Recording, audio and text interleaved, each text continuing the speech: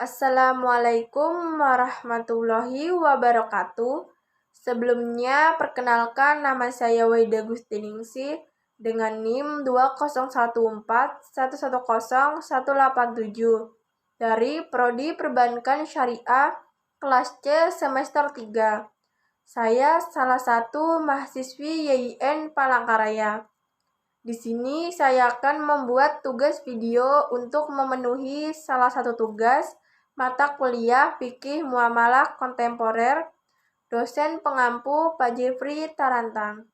Baik, di sini saya akan membahas artikel yang saya buat yang berjudul tentang transaksi gadai emas pada Bank Syariah Perspektif Fikih Muamalah Kontemporer. Langsung saja ke pembahasan. Gadai syariah merupakan tempat gadai yang berlandaskan Islam. Gadai syariah dilakukan dengan memberikan bentuk gadai selain emas serta sebagainya. Bank yang telah beroperasi secara syariah tidak menerima benda gadai selain dari benda yang berbentuk emas. Bank syariah acap kali menerapkan syariat qard dengan menggunakan konteks RAN. Transaksi utang piutang bank syariah memiliki ciri khusus yang mana terdapat RAN yang membuat pinjaman tidak perlu memiliki biaya tambahan sebagai imbalan. Biasanya dalam menyepakati sebuah perjanjian, bank syariah hanya menerima gadaian berupa emas yang akan menjadi jaminan, serta pembeli hanya perlu membayar tarif apartemen kepada lembaga keuangan berdasarkan prinsip ijarah. RAN gadai emas syariah juga dapat dikatakan sebagai pembayaran RAN yang bertempat di bank syariah dengan menggunakan prinsip-prinsip hukum syariah. Pelaksanaan akad qard, RAN, serta ijarah ialah kegiatan pemindahan kepemilikan barang berharga emas nasabah kepada bank dengan cara terpisah dengan tujuan sebagai pemenuhan anggunan. Hukum pegadaian diperbolehkan pada Islam seperti pada Al-Quran. Ekonomi Islam mengatakan bahwa penggadaian emas yang dilakukan oleh bank syariah sudah sinkron.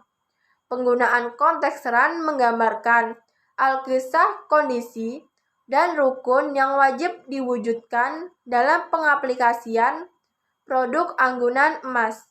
Produk yang dimaksud ialah bank atau murtahin, nasabah atau RAN, uang pinjaman atau marhundi, serta barang anggunan atau marhun.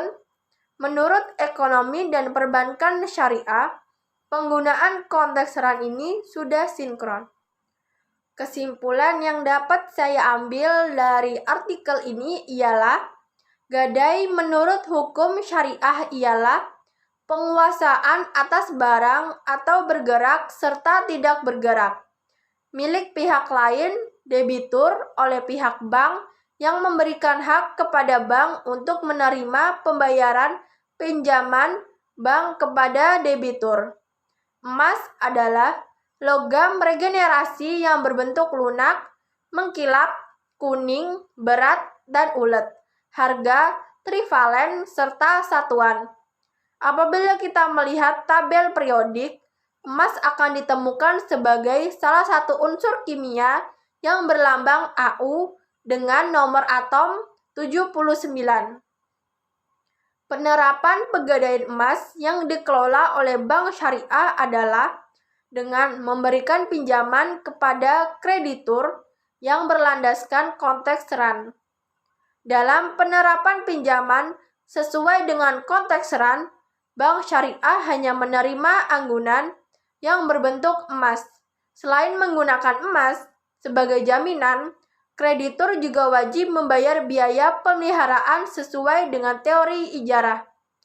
Fenomena ini sejalan dengan metode RAN yang tercantum dalam Encyclopedia of Islamic Banking and Economics yang menyebutkan bahwa RAN atau penggadaian secara praktis perbankan syariah merupakan rekaan keuangan. Dalam hal ini, bank memiliki peran sebagai pemberi bantuan pinjaman kepada kreditur dengan syarat kreditur bersedia memberikan anggunan dalam bentuk emas kepada bank agar dipelihara. Apabila di kemudian hari kreditur tidak dapat menunaikan kewajibannya, maka bank berhak untuk menarik anggunan yang telah diberikan oleh kreditur.